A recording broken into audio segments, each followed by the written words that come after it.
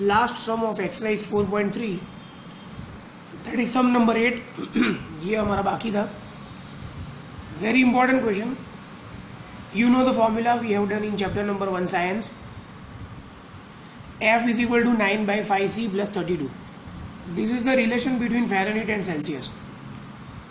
Question ये है कि take F on y axis and C on x axis. Draw a graph. F को y के ऊपर लेंगे, C को x के ऊपर लेंगे. तो इक्वेशन क्या बनेगा? y is equal to 9 by 5x plus 32. अभी हमें इसका ग्राफ ड्रॉ करना है. So we will take various values of x like 0, 10, 20, 40. अगर आप x 0 लोगे तो 0 इंटू दिस 0 तो ये 32 आएगा. 10 लोगे तो 10 अपॉन 5 2, 2 9 से 18, 18 प्लस 32 50. 20 लो 20 अपॉन 5 4, 9 4 से 36, 36 प्लस 32 68.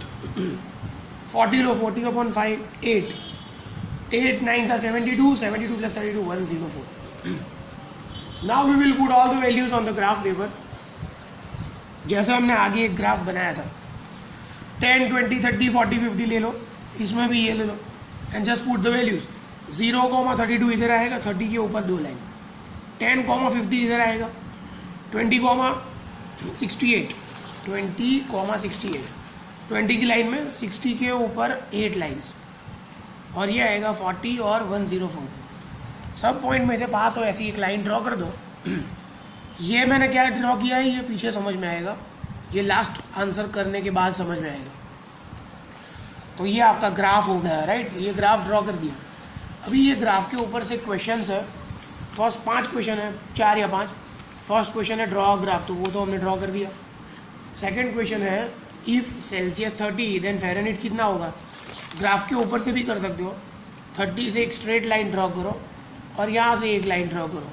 तो अगर x 30 लोगे तो y आएगा 86. कितना आएगा? 86.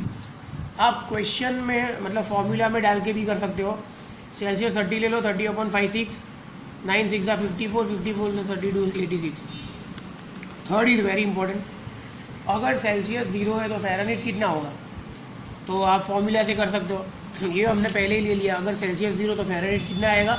32. ये हमने पहले कर दिया है. दूसरा भी क्वेश्चन है कि अगर फ़ारेनहाइट 0 है तो सेल्सियस कितना आएगा. तो देखो मैंने फॉर्मूला में रख के दिया है. F is equal 9 by 5c plus 32. Fahrenheit 0 ले लो तो 0 is equal 9 by 5c plus 32. 32 इधर ले जाओ, 0 minus 32 is minus 32 is equal 9 by 5c. 9 by 5 को इधर ले जाओ, 5 बाई 9 हो जाएगा.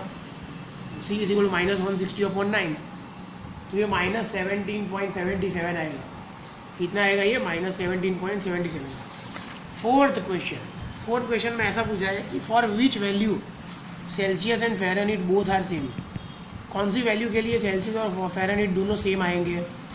तो let the value is x, मतलब सेल्सियस और फ़ारेनहाइट दोनों सेम है फॉर x. तो यहाँ पे डालेंगे x, यहाँ पे डालेंगे x. तो x is equal to 9 by 5x plus 32.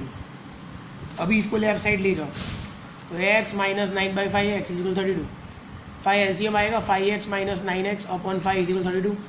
5x minus 9x होता है minus 4x is equal to 160. तो x is equal to minus 40. अभी देखो मैंने ग्राफ में क्या बताया था. अगर आप माइनस 40 से एक लाइन ड्रॉ करो और यहाँ पे माइनस 40 से लाइन ड्रॉ करो, दोनों सेम पॉइंट में इंटरसेक्ट करेगी. तो ये बता रहा है कि माइनस 40 के लिए सेल्सियस और फ़ारेनहाइट की वैल्यू कैसी होगी? सेम. तो ये ग्राफ के ऊपर से भी आ जाएगा और ये आपका कैलकुलेशन से भी आ जाएगा. ये मैथ्स में चैप्टर नंबर 4 में भी है और साइंस में भी है. For which value Celsius and Fahrenheit both are same. तो कौन सी वैल्यू के लिए आएगा? माइनस 40. आप ऐसा भी ड्रॉ कर सकते हो. 10 के लिए 50, राइट.